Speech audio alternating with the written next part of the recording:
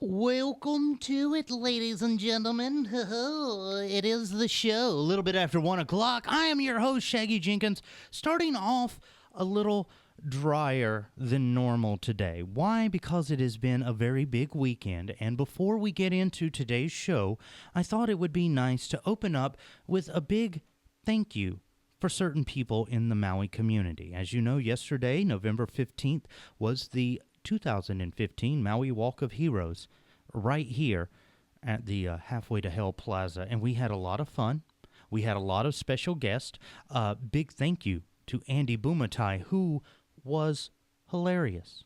But also to some of our partners here on Maui, people like, I guess you can say our other radio groups, HOI Media, Kauai Radio Group, and of course Pacific Media Group, who also not only, gave us a little mentions and stuff on the air, but came through and a good time was had from all. So that's just the little opening here where I wanted to say, on behalf of all of us here, us working monkeys and us little stiffs, big thank you and mahalo to everybody that came through for the Walk of Heroes yesterday. Now, from that, let's get into a normal show, shall we? I am your host, Shaggy Jenkins, and I have missed you so much over the weekend.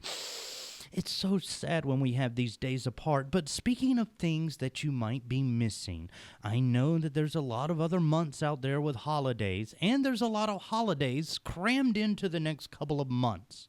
But there's also some awareness that we need to talk about in the month of November. And no, it's not something that you can put on skimpy clothes to help promote. It's nothing that you will see emblazoned across some sort of go-go dancer's derriere, because November is also Adoption and Foster Awareness Month. And talking about those very big, important issues today is a nice, lovely young lady who is young. I like that. Yeah, it's a socialite. She is a philanthropist in some degrees, because trust me, the time that she gave me coffee, it was a much needed donation from Gypsy Maui.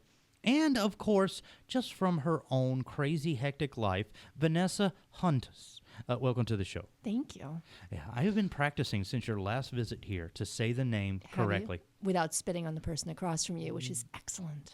It is. Well played. Thank you. But we were talking, and because this is something that you have a big involvement in. Right. Foster care. Right. Let's just go for people that don't understand basics of foster care. What, when you say you're a foster parent, does that actually mean?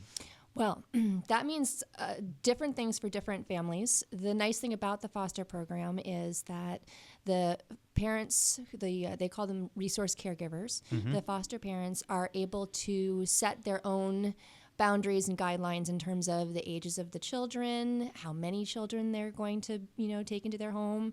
And you get a call asking if you can take a placement. So you have the ability to say, no, I can't do that right now at any time. It's not it's not something where you have to and you don't have a choice. So you're actually quite empowered.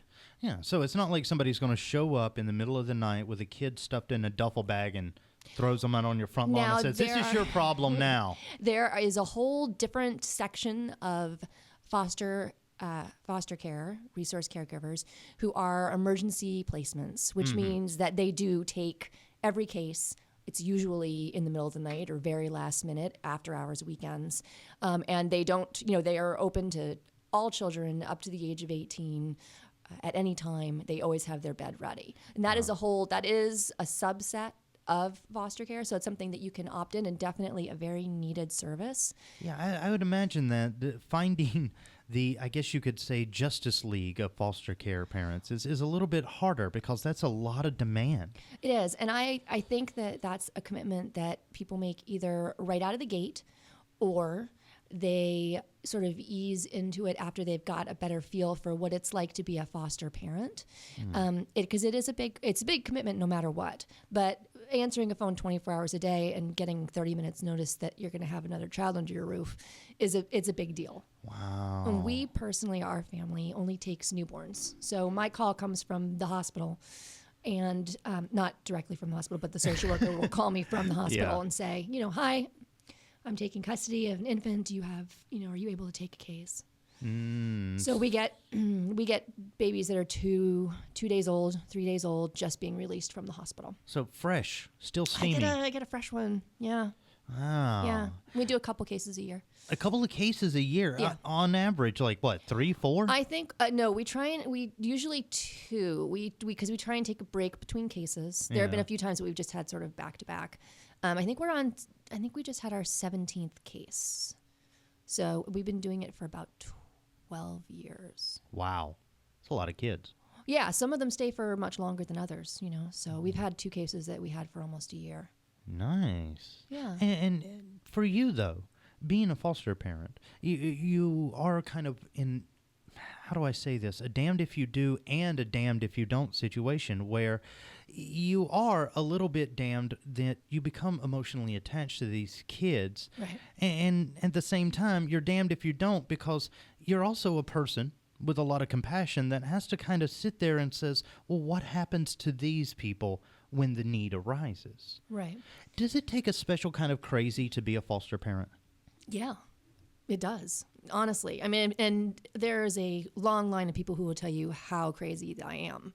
I mean, it's a.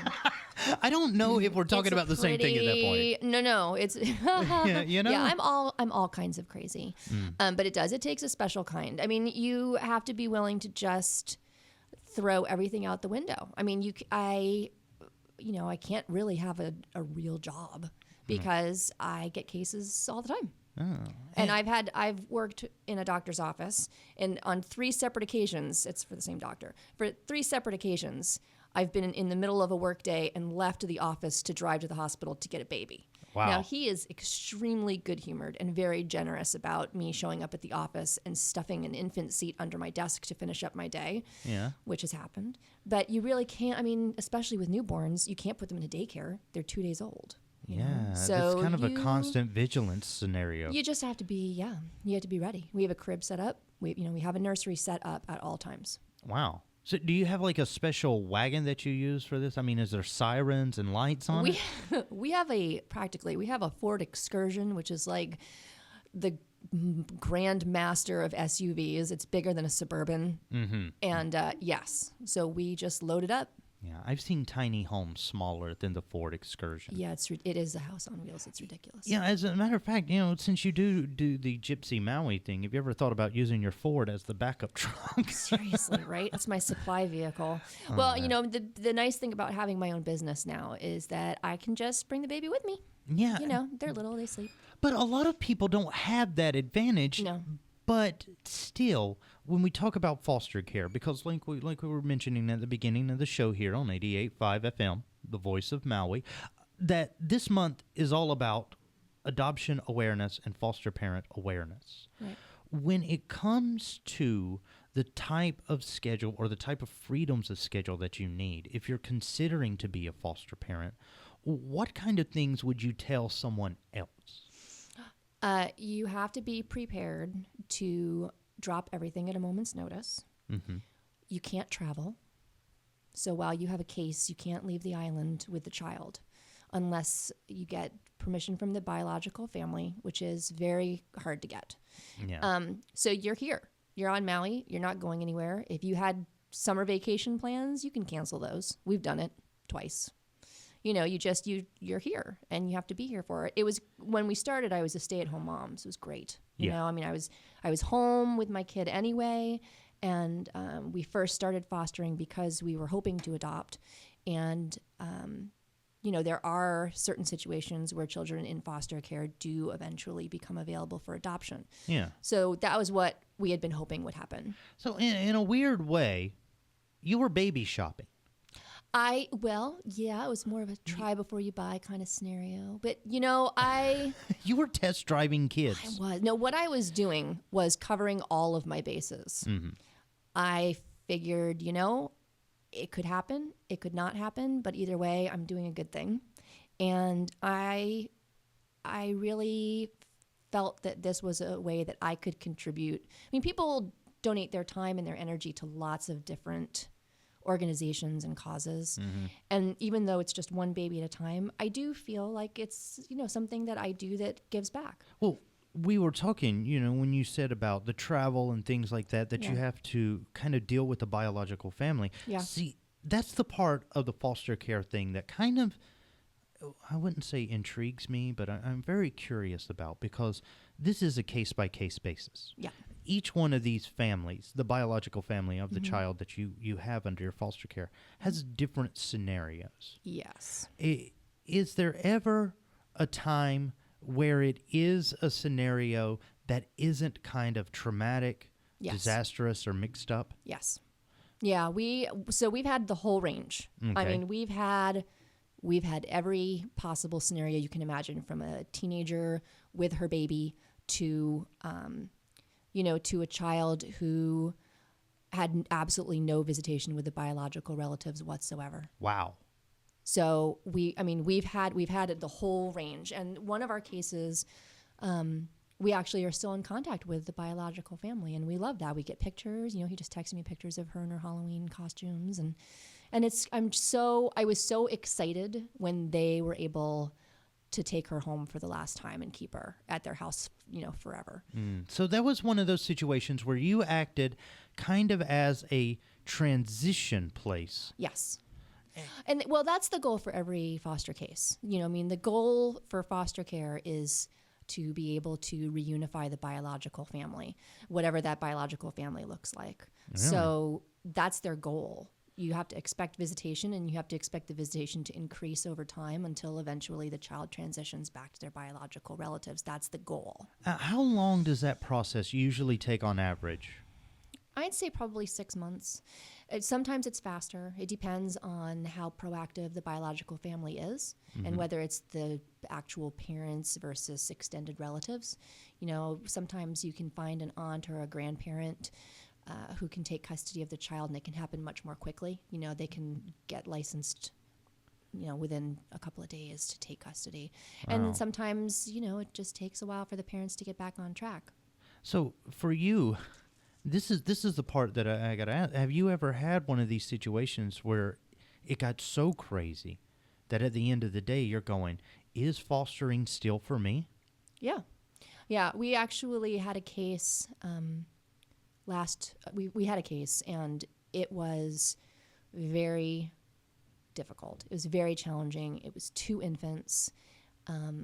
They had been through a really hard time, and they were not happy. And it's amazing, even very small children can let you know when they are not happy. Oh. And at one point, we finally just said, this is not working. It's not working for them. It's not working for us. We don't feel like we're helping.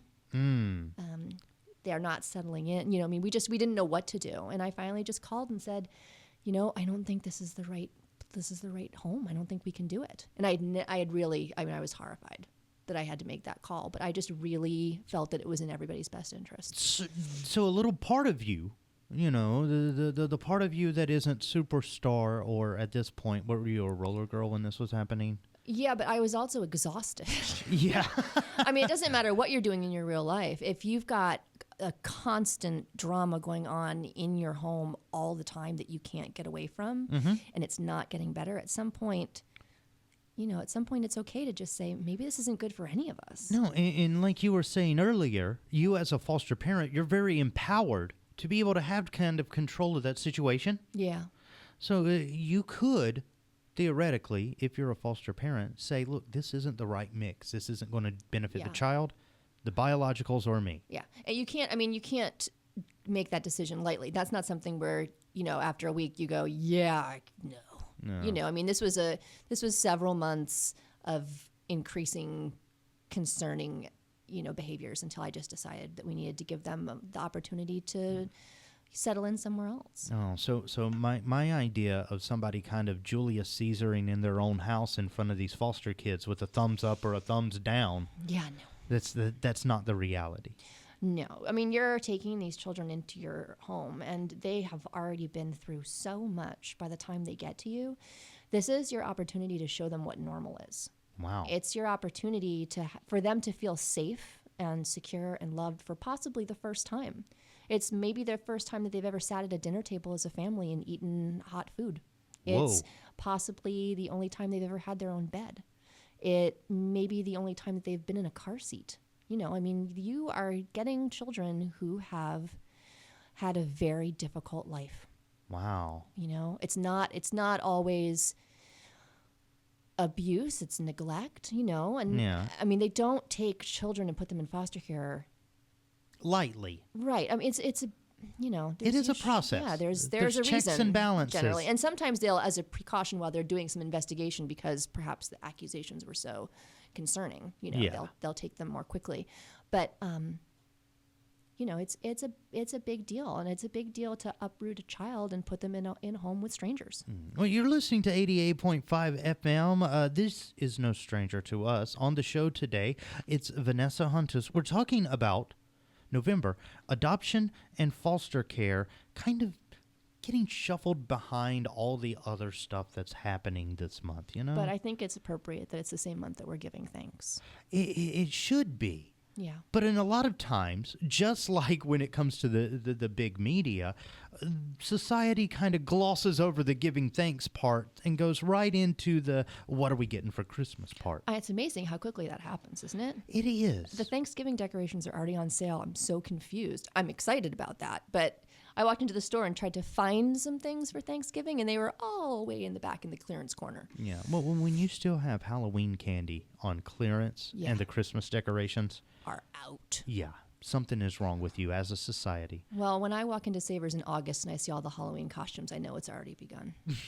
I terrible. prepare myself. Oh, God. But when it comes to adoption and foster care, Yeah. there is a lot of thankless work that goes into that. How many moments of sheer thankfulness, though, besides the feeling of accomplishment that you get? You know what? The biological parents, for the most part, are very grateful when they see that their child is being cared for and comes to the visits clean and fed and is, pretty happy. They are grateful. Sometimes it takes them a little while because they're still upset or they're dealing with whatever issues led them to the system to begin with. Yeah.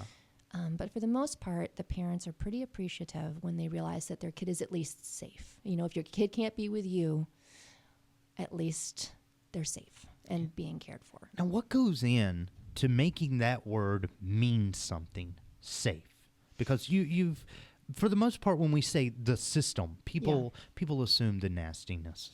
Right, and I mean there is that image of a foster home that's overcrowded and May I have another sip, please? yeah, and you know what? It's just all you can do is just do the best that you can as in your own home.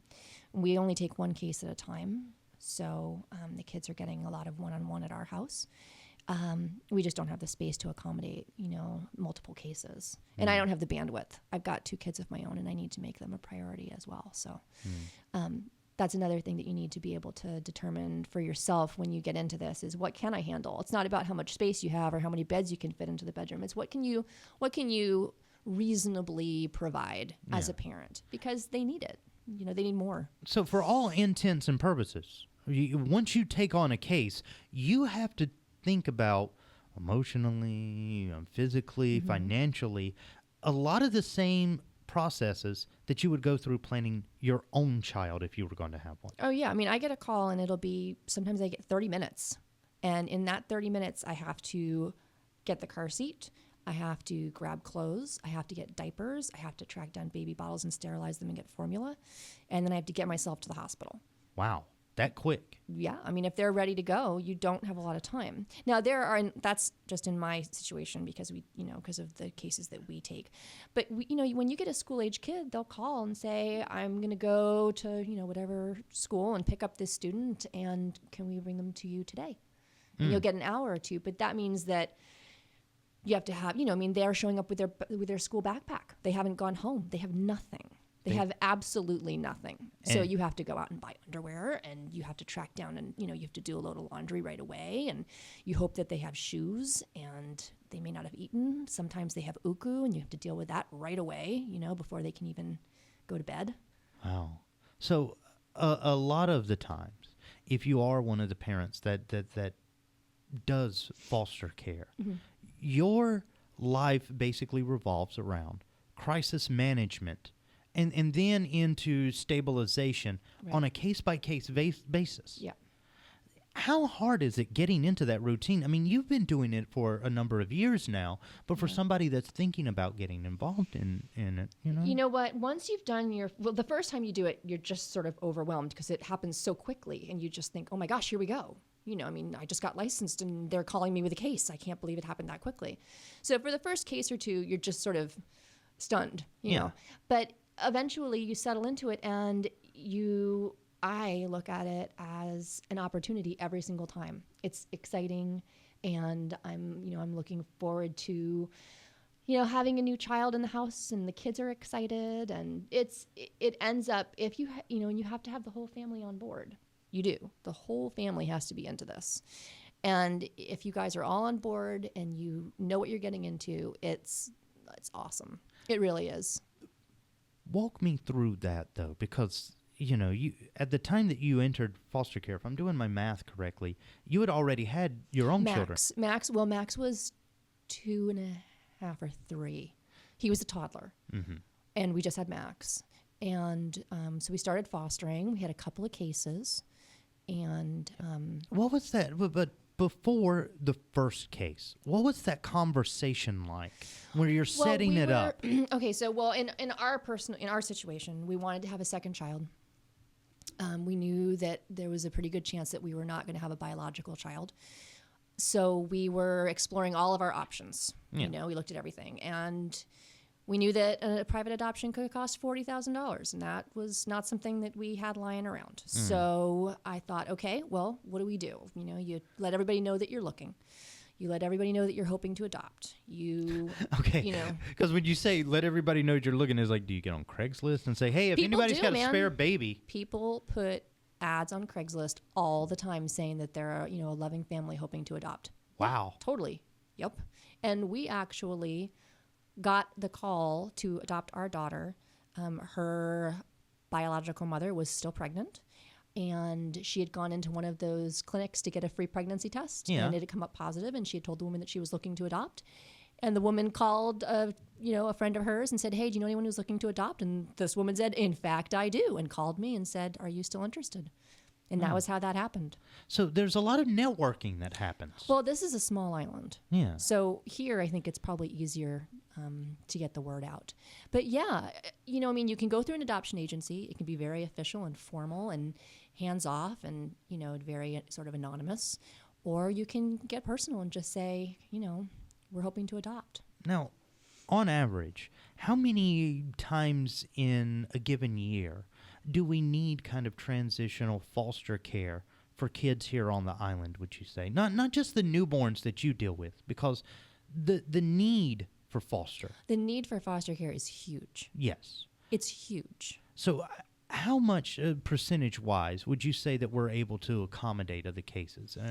Well, they manage to accommodate all of them. I mean, they don't have an option. They do have a few places where they can place children, like those emergency places, the emergency homes under that just a ditch take. And there closet. are families who have their house set up and have the space, and have dedicated themselves to foster care, and so they can take more cases. So they are able to. They're not moving them to other islands for foster care. They're accommodating everybody here on island. Wow. Now, that's a big deal because we can't even deal with our prisoners on island. Yeah.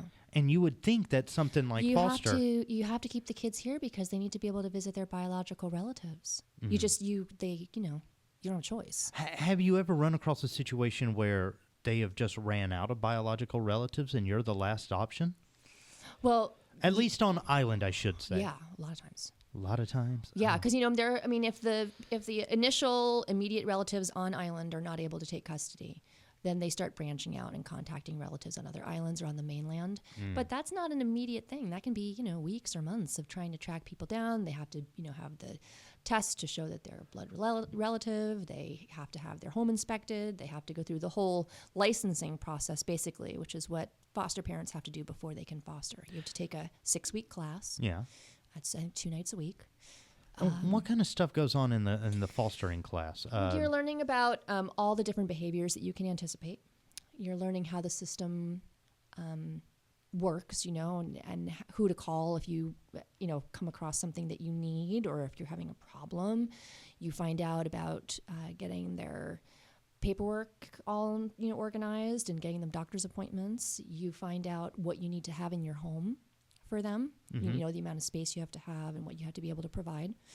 They have people come in and talk about stress management and behavior challenges and, all the parenting things that people may not be quite prepared for, even though they know that they're probably going to have some interesting cases. I mean, are we talking like crazy, extenuating? You've never encountered this being in normal parent type situations? Because the type of situation, the type of training that you're talking about, this 6 weeks course, Yeah.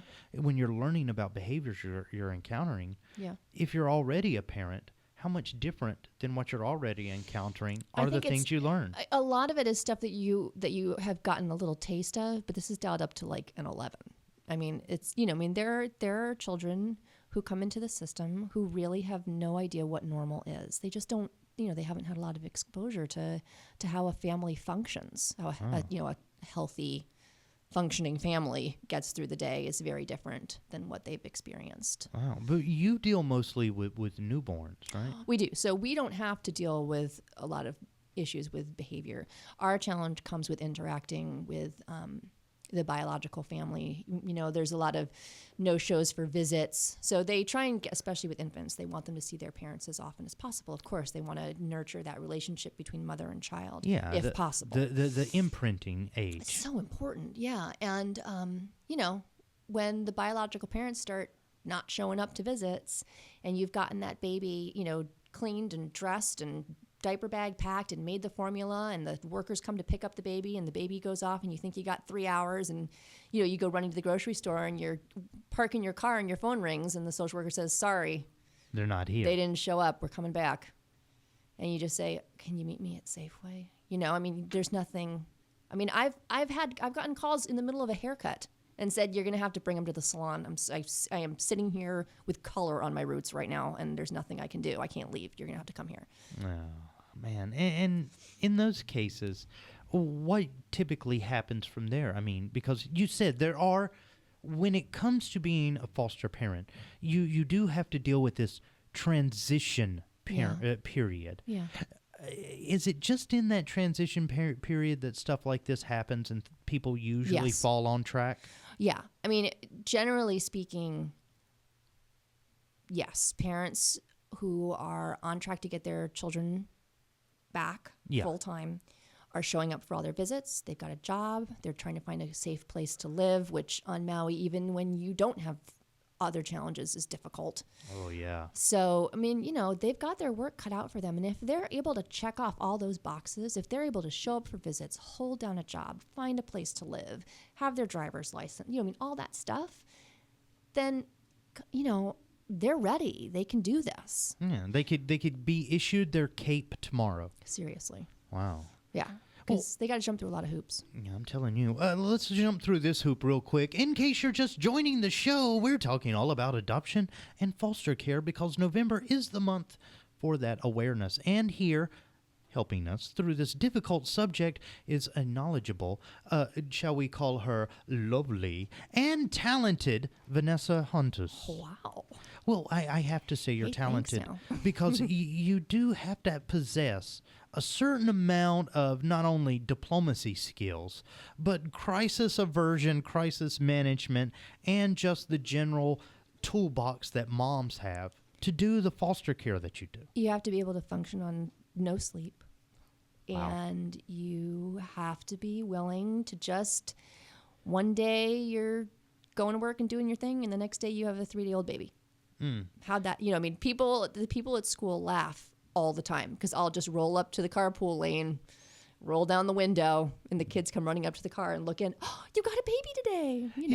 It's like random. Oh, yeah. Yeah. It is kind of a neat feeling though. I gotta imagine on the back end, because we've talked a lot about getting into the system, how you deal with some of the intricacies of things happening, but on the back end, let's talk about rewards. What is it about foster care that is so rewarding to you? There are two things that I personally have found very rewarding. The first is seeing a family stabilize and be able to reunify. They just needed, the parents needed just a little extra time and a little help and a little support while they just got things. Yep, they just needed a minute. And that's so great to see people doing it, getting it together and resetting their priorities and making it happen for themselves. It's wonderful. You're watching them get through drug court and, reestablish relationships with their relatives, with their parents and grandparents. And that's beautiful. So in a lot of ways, this process to you, as far as you're explaining it, it is kind of like watching a beautiful transformation.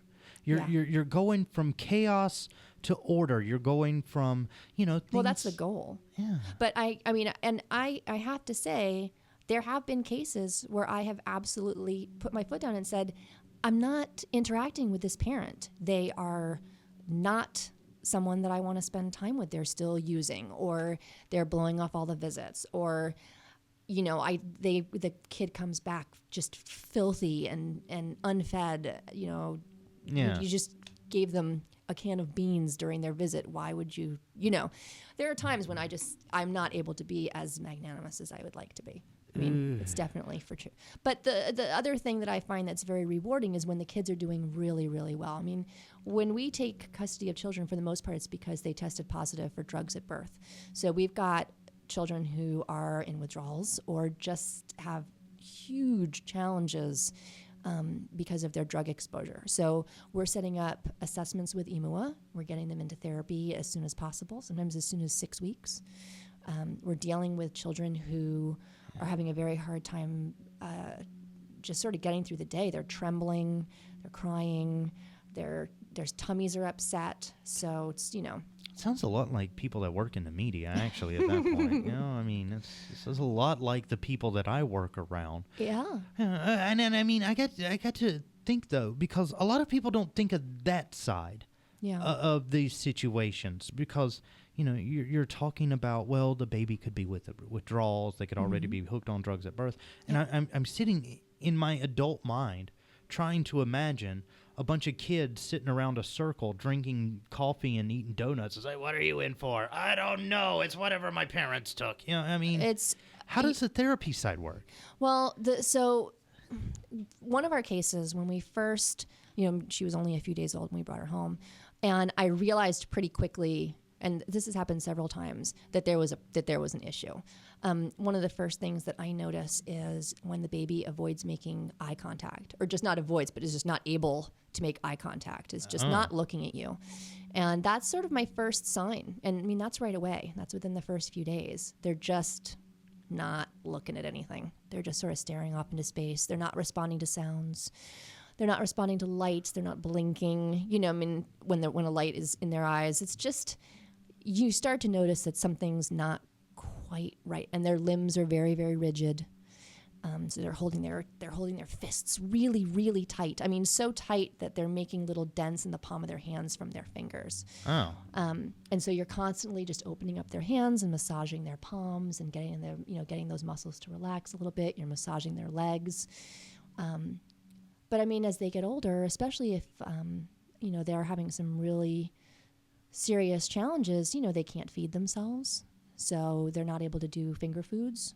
So, there's therapy that goes on. And when you start it early enough, the changes are just amazing.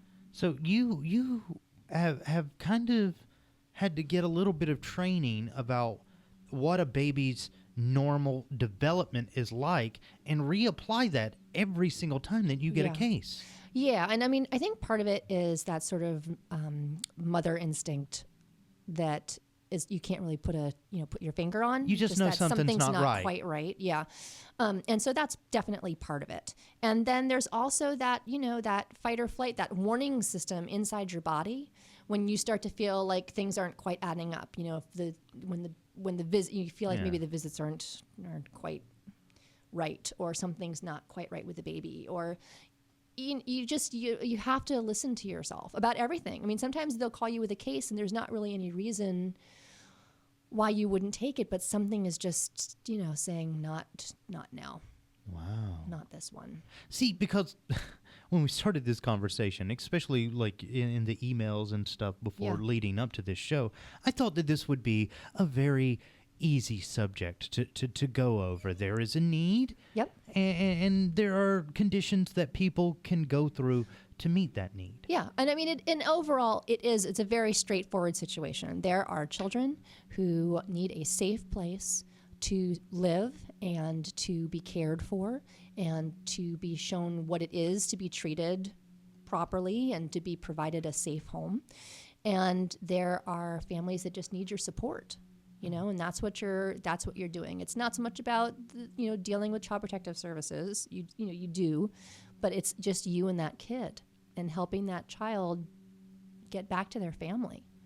That's what you're there for. Yeah, get on the right path of life. Yeah. See, and this is why I say this. I thought that this was going to be, and please excuse me, you can reach across the desk and smack me if you wish. I thought this was going to be a relatively bland subject. But the more we talk about it, the more the requirements for being a foster parent sound about the same as the requirements for being Iron Man. Well, it's an interesting mix of skills that you have to have, and a certain personality, I think. You're part Sherlock Holmes. You're part House MD. You're part Perry Mason. You're but part... that's any parent, dude. That's parenting. No. No, really. I mean, maybe, like I said, it's, foster parenting is parenting dialed up to 11, but it's all the same skills. It's all the same awareness and the same love. And it's all children need the same things. Yeah. Well, what about people that say, look, even though I have my own children and I'm doing okay with them, and I do have either the financial or the physical area, like space in their homes and stuff for it, but I just don't feel that in my head I'm confident enough to be a foster parent. How do you talk to those people and say, look, it is a straight ahead process. You are doing really good work for families that need it. And specifically, the impact that you're going to have is all positive at the end of the day. How do you talk to those families, though, and address the concerns that people would have going into a foster situation? Well, there are two concerns that people generally have. The first is the behavioral challenges or the difficulties that they have parenting children who have had such a hard start. And the other is the reality of adding to their family, and having another child in the home. And both of those are things that you do need to talk about and be prepared for. But the most important thing that you have to have is the understanding that no matter what they're coming in with, they are still a child. Mm. And you just have to give them exactly what you're giving to your children. So if you're already parenting, or even if you're not already parenting, if you have the ability to have compassion and to share your living space with someone, because that's, a big deal. Yeah. And if you can do that, then the rewards of the child and, seeing them so content, seeing them, sound asleep and getting a good night's sleep, knowing that they're not going to be woken up and they're in their bed for the whole night, and in the morning there's going to be breakfast and clean clothes to put on. Those are things that you don't really think about, and those are things that these children do not take for granted. And that's a lot of things that everybody kind of takes for granted themselves. Yeah. It's amazing, though, because what you think of when you're talking about adoption, when you're talking about foster care, specifically foster care, you're thinking insurmountable task and all of this stuff, but it boils down to doing really good basics in a consistent fashion that the child can identify to. My goal is to show them what normal is. I mean, as normal as my crazy family is. I was about to say. I know. I do my best, but I want them to see it. I want them to see what it is to have a house that's, pretty clean. I want them to know what it is to have food regularly. I want them to know what it is to have clean clothes. I want them to know what it is to get to school on time. I want them to know what it is to be able to go to a soccer practice. I want them to have, all the babies that we bring, I sent when they move on to their family, they leave with, their hospital bracelets and an album of photos and a blankie and clothes and toys. Everything goes. They get everything. So everything transitions with them. And that's what you're doing. You're creating their childhood or recreating it and giving them that experience that they can reflect on later. Wow. And to some, because you've been doing this a number of years, to some, have they ever come back and just said, hey, you remember me? No, well, because we mostly took infants, no. We only had 3 school-age cases. So most of them are infants, and a lot of them go back to their biological relatives, within the first 6 months. So we don't get a lot of follow-up. Yeah. And that's okay. The parents, when... Is there a reason? Is that why you chose infants? Just because you don't want them calling you someday? No, not at all. Okay. No, we chose infants for a couple of reasons. The first is that as a unit, our family loves babies. Like, my husband's really good with babies. My kids are really good with babies. Does that bother you, by the way? No, they're excellent birth control also. The crying baby, I just hand them right to the 14-year-old. I just say, this one is for you, and I think you might need to change the diaper. Mm-hmm. So I'm banking on that. This is my preventive measure. See, this is the kind of a cool side of it. It's like, yeah, well, here I am, Vanessa, super Vanessa at this point, doing great things for society. But on the back end of it, Totally. Here I am, evil mom. Yeah, well, I think, like I said from the beginning, our whole family had to be on board. Everybody's got to be okay with it. And they actually called last week and asked if I wanted to take a case, and we were on our way to Hana, and I said, we're driving to Hana. And they said, okay, well, we'll call you we'll call you next time. And everyone in the family just went, no, not right now. Like, and I said, we've gotten, I think, 4 cases at Christmas time. It's time. They're going to call us. It's going to happen. No. So, we had the family conversation this weekend where they just said, we've got the truck, and we're all, the kids are busy with school stuff, and I'm working 6-7 days a week, and my husband's working crazy hours. And I said, guys, you can make it work. Just, we'll figure it out. You're going to need a bigger truck. I am. Yeah. I am. I have to figure out how to fit the baby seat in between the 2 driver and passenger seats in the food truck so that I can, maybe the swing, I'll just wedge it in there. The funny thing is we have, if you can hear, hang on real quick, you hear all that construction and stuff happening around us. Yeah. Down here at the Halfway to Hell Plaza, where the station, I might as well give a call back to us, KAKU 88.5 FM is located. I'm pretty sure these guys could engineer you something really nice for the truck. Yeah. Something. It could be a metal frame kind of. Some sort of a bunk bed style kind of thing. Just throw it up there. Yeah. I'll go upstairs and check in with them before I leave. Now, do you ever, in your capacity of being a foster parent, do you ever have to mentor or talk to other people inside of the system when they encounter problems? Well, then there is a foster parent. There's a support group that meets once a month. I would imagine so. When there are a few people who know that we are foster parents, who have friends who decided to foster parent, who decided to become foster parents themselves, and we do, they do call and ask questions, and we do vent to each other all the time. You're living sort of. Moment to at moment? someone else's whims, whether the parents show up for visit or whether CPS calls to give you a placement or, stuff just happens. So there's you have to have a lot of flexibility, but you also have to have an outlet, which is why those support groups are so great. But I am very, very lucky that we have a wonderful Maui family. We really do. We've got just a really great, solid group of individuals. And so when I get a crazy case, I just start texting people. I am picking up a baby in half an hour. I've got, work tomorrow morning. Could you possibly hold the baby for 3 hours while I just go, cover my bases over there? And I have never been left hanging. People jump in and help all the time. And it's the only way we'd be able to do it. Wow. And this is the crazy thing. It's not just your family that does this. How many other families do you know through this support group that do foster care here on Maui? Well, we personally know 3 other families, that we communicate with on a regular basis. We made friends with several of the families that we went through class with 13 years ago.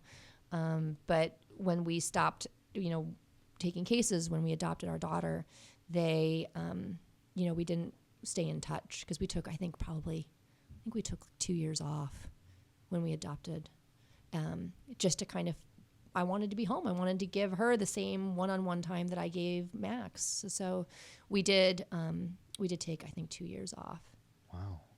And here's the funny thing, because you say you do this around your kids, your adopted one and your biological one. Do you ever hear them talking about their future plans as like, oh, I'm never getting into this, or I would totally do this? I think that both of my kids know, well, first of all, we've always been extremely upfront and open about the fact that our daughter is adopted. So they know what that is. But, and any adoptive family will tell you this, the biological versus adopted facts, you don't think about that really, other than, I think the last time that we were sort of reminded of it was we went to the pediatrician's office and they were trying to write down her medical history. And I kept saying, I don't know. Yeah. I'm not sure. And finally, they sort of gave me the eyebrow and I said, well, she's adopted, so I don't know. And they went, oh, she is? And I said, well, yeah, well, there's not like there's a special T-shirt she's supposed to wear, so what? We don't have her medical information. So we stopped giving the adopted kids the decoder ring. Yeah, I don't know. I mean, there's just no big flashing sign pointing at them saying, I'm the adopted one. And there shouldn't be. They're my kids. And the foster kids, when they're in their family, they're my kids too. And people like to clarify. They want to know which one is really yours. Oh. And there is just nothing that will get my hackles up faster than someone asking me that question, especially in front of my children. All of them, biological, foster, adoptive. I mean, it doesn't matter. But you being you, there's got to be a moment where Max upsets you and you just look at him and go, not that one, not that one. Well, I usually just call my husband and say that his son is causing a problem. He's the one you wanted. Yeah. I wanted the girl. I just turn to him and I go, this one is all yours. Ooh. And then I just walk away. But like we were saying earlier, it is a normal family dynamic that anybody that has a normal family would experience. Yeah. And all you're doing as a foster parent is extending that kind of life lesson to someone that needs it. Yeah. Someone that is going to, you are honestly changing their life. You really, really are. It is the most empowering and the most powerful thing that you can do is take a child who needs you and care for them. Have you ever thought for your own nefarious purposes to start getting these kids sort of indoctrinated in some way before you turn them over so that years later you can have like a gypsy army? Oh, that would be so great. No, you know what?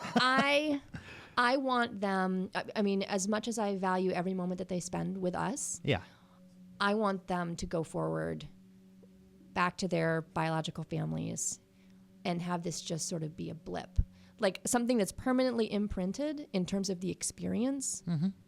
But, we were just temporary.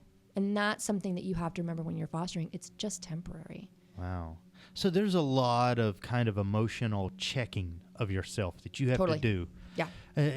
What's the hardest time that you've ever had to emotionally check yourself as a foster parent?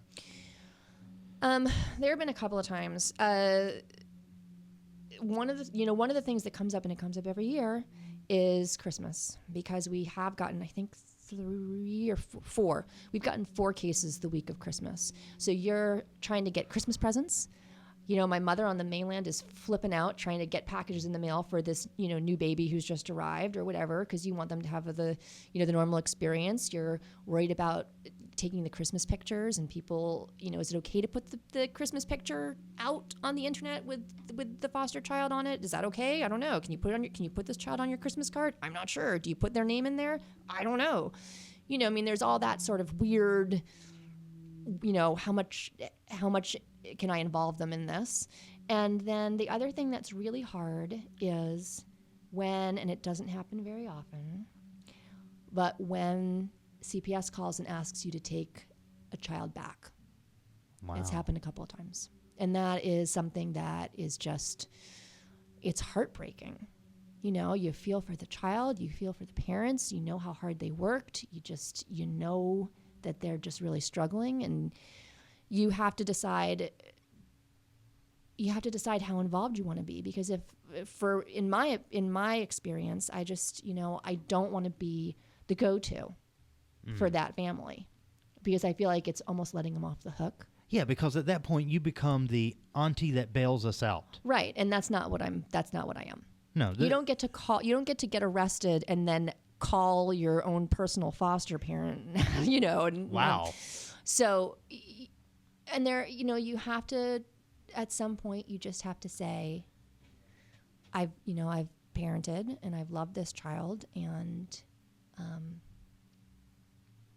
let's say no. Mm. So that was so hard for me. But typically parents have this process that they go through with their kids. There's the deep emotional attachment that you get in the early ages, where there's a lot of bonding and a lot of. Then there's the teenage ages where you want to kill them. Yeah. And then there's the empty nest when they leave for college and other things like that. Yeah. With being a foster parent, you kind of skip from the beginning to the end a whole lot. Yeah, we had a case that ended almost a year ago, and I still have her car seat in the back of the car, with her little teddy bear. And every so often we would go and visit and see her, and have her come out with us for a few hours. But, it's you always want to leave that door open a little bit. Yeah. There are some cases where you've had them for so long and you've gotten so close to their family and you've watched them just make amazing strides in their life. You just couldn't be more proud. And you just, letting go is hard. It's hard, but you have to just refocus on that family and how they're together now. How many families that you've helped out through fostering do you actively keep in touch with now? Just one. Just one. Just one. Yeah, and there's several reasons for that. The first is we usually get another case almost immediately. And the second reason is that in general, they're pretty happy to not be in the system anymore. No. Well, I could imagine so. It is one of those things where there's got to be. They're like, they're very like, okay, thank you, hug, thank you, auntie, kiss, goodbye. Kiss, see ya.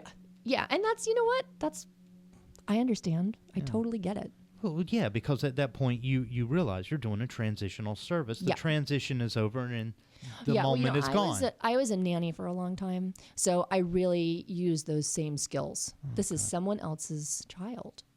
I wish I had a nanny as cool as you. You get hopped up on coffee out of a lot of truck. coffee. I know. Hang out in the food truck and eat bagels all day. It's pretty fun. Man, my life would be awesome. It's pretty cool. Well, okay, for somebody else though. Yeah. That would like to get involved, because the whole purpose of today's show is to talk about an issue that doesn't get enough awareness, and is actively and desperately needing more people to get involved. How would somebody go from where they are now with questions to let's get into this and get ourselves on the course of getting licensed? So the organization that you would contact is called Partners in Development, and they have offices all over the state. You can call for information, and they'll be able to, let you know when the next class is starting up.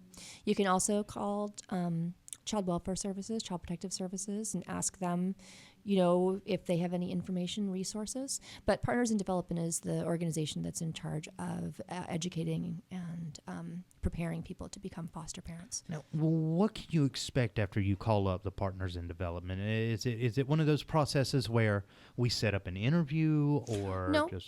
Well, I mean, I think it depends on your situation. There are some biological relatives that are, get thrown right into it. And so they're fast-tracked through it. Yeah, they get fast-tracked through, but in general, you're taking a 6-week course, you're getting fingerprinted, your background check is being run, your home is inspected, and then at the end of all of that, you're good to go. And how long does all of that kind of take? A couple months. Couple months? Yeah. Is there any, I don't know, is there any studying that you would have to do to get to this process? Or just, can you watch Mary Poppins all of a sudden and get some sort of answer to the test later? No, you have to, there's no preparing for this, honestly. You take the class and that's great. And they give you sort of an idea of what to expect. But you never know what's going to happen when they open the back seat of that car. Wow. You just have no idea what you're going to get. Yikes. You just don't. So you have to be ready for anything. And it's fairly easy, though. Yeah. To kind of see the rewards of this. Oh, it's immediate, honestly. Now, on average, though, and this will probably be the last question before we got to wrap up our show, which kind of sucks because I have fun when you're here. Oh, good. Me too. Well, as far as age groups of kids that need foster care the most. Teenagers. Teenagers? Teenagers. They need them. They need foster homes for teenagers. And teenagers are a special breed. I've got one. They are, they're a handful. So it's not like you can just say, well, look, I've got some extra caging out. We can do some teenagers. Well, that's the nice thing about newborns is I know exactly where they are at all times. You know what I mean? Teenagers are a whole different thing. They need a lot of patience, and you need to give them some space, and they need a little bit of privacy, and they need a lot of encouragement. You're going to have to get involved at school, just helping them get through. Get caught up on schoolwork. A lot of them are, needing extra support in school, meeting with their teachers, just let them know that you're in play and you're there and this is how you can contact me if there's any issues. You need to keep track of them, Is it okay if you chip them like the Humane Society? God, that would be awesome. Yeah, just put that Find My iPhone thing on. You just turn that thing on and you're good to go. Okay. But, teenagers. Teenagers. And Partners in Development, they would have those answers or call up Child Welfare Services. And they'll direct you to the appropriate. Wow. And then usually about six. It's a 6-week course. They don't have them running all the time, so you have to wait for the next class to start up. Okay. But once you're in the class, the whole process, it's 2 to 3 months. Okay. And then you're licensed. And you're ready to go. You're ready to go. Yeah. Oh, God. Well, I hate to say it, but I think we're ready to go now. Well, it's been fun. Thank you for having me. Oh, God, anytime. And best of luck on your next case, even though it's probably going to, drive poor Max and, everybody else a little basket case.